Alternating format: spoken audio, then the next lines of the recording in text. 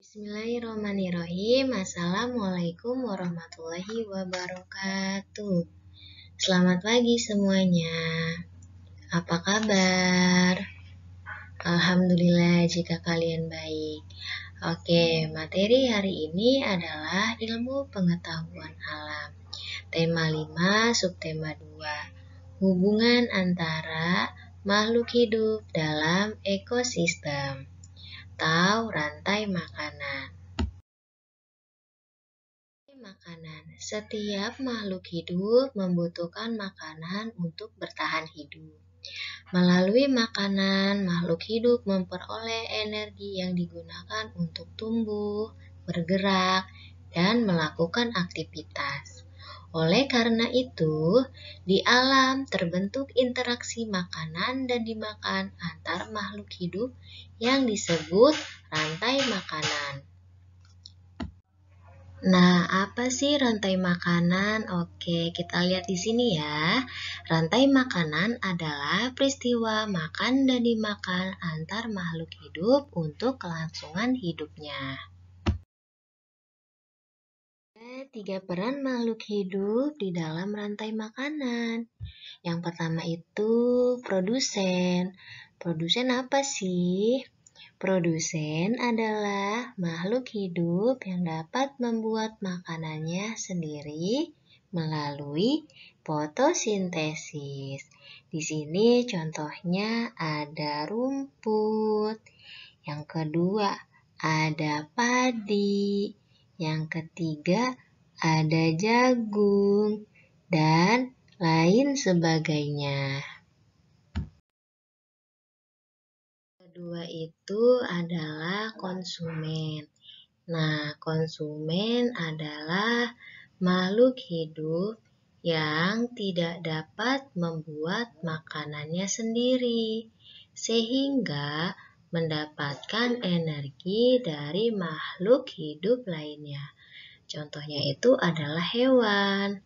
Di dalam rantai makanan, konsumen dikelompokkan menjadi konsumen tingkat 1, yaitu kelompok hewan yang memakan tumbuhan atau bisa disebut dengan produsen. Konsumen tingkat 1 merupakan hewan herbivor, contohnya ada rusa, kelinci, dan belalang.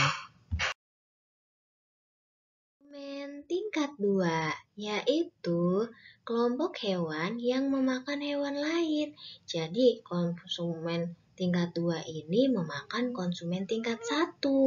Konsumen tingkat 1 ini merupakan kelompok hewan karnivor atau omnivor. Contohnya itu apa? Contohnya ada katak, ada ular, ada tikus, dan ada ayam, dan sebagainya. Lalu ada konsumen puncak, yaitu kelompok hewan karnivor yang tidak ada pemangsanya. Contohnya itu ada singa, ada elang, dan ada harimau. 3 ini adalah pengurai. Pengurai adalah makhluk hidup yang mengurai sisa-sisa makhluk hidup lain yang telah mati. Pengurai tersebut menghasilkan zat-zat kimia dan nutrisi yang dibutuhkan produsen. Contohnya pengurai ini adalah cacing tanah, jamur, dan bakteri. Ini ada contoh rantai makanan. Ada padi, ada tikus, ada ular, ada elang, dan ada dekomposer. Maksudnya apa sih? Jadi, padi berperan sebagai produsen, artinya padi sebagai organisme autotrof yang dapat membuat makanannya sendiri. Padi inilah yang berperan untuk mengubah energi cahaya matahari menjadi energi kimia. dengan mengubah energi anorganik menjadi senyawa organik berupa glukosa yang nanti dimanfaatkan makhluk hidup sebagai sumber makanan pada peristiwa fotosintesis nantinya. Padi akan dimakan oleh tikus. Tikus itu sebagai konsumen 1. Tikus akan dimakan oleh ular. Ular itu menjadi konsumen 2. Ular dimakan oleh burung elang yang menjadi konsumen 3. Lalu, siapa yang memakan burung elang? Tidak ada lagi yang memakan burung elang. Artinya, dalam piramida makanan, burung elang menempatkan posisi puncak di piramida makanan. Ketika burung elang mati, jasadnya akan diuraikan oleh dekomposer atau mikroorganisme, oleh jamur, cacing tanah, atau bakteri.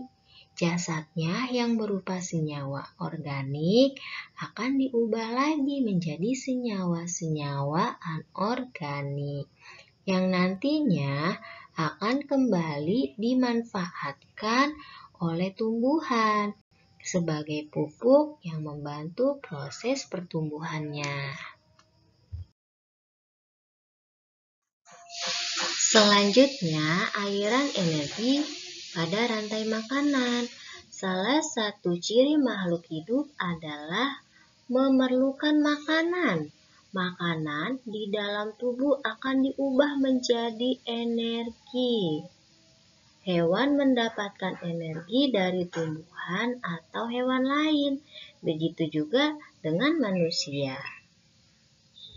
Lalu,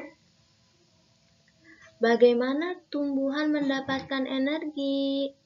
Tumbuhan mendapatkan energi dari proses fotosintesis dengan bantuan energi matahari. Perpindahan energi dari satu makhluk ke makhluk lain disebut dengan aliran energi. Dalam ekosistem, proses ini terjadi melalui rantai makanan. Perpindahan energi dari satu makhluk ke makhluk hidup lain disebut dengan aliran energi yang tadi sudah dikatakan ya. Pada proses perpindahan selalu terjadi pengurangan jumlah energi setiap tingkat dalam rantai makanan. Bagaimana aliran energi berlangsung? Tumbuhan hijau mendapatkan energi dari matahari. Bisa lihat ya, di sini ada matahari. Terus untuk membuat makanannya sendiri, kemudian dimakan oleh konsumen 1, sehingga energi akan mengalir ke konsumen tersebut. Konsumen 1 ini akan dimakan oleh konsumen 2, begitu seterusnya hingga terjadi aliran energi sehingga sampai ke konsumen puncak. Ada hubungan yang erat antara ekosistem dan aliran energi.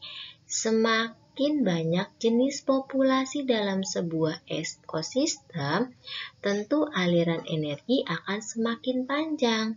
Hal inilah yang membuat aliran energi di perkotaan cenderung lebih pendek daripada yang ada di kawasan alami seperti hutan.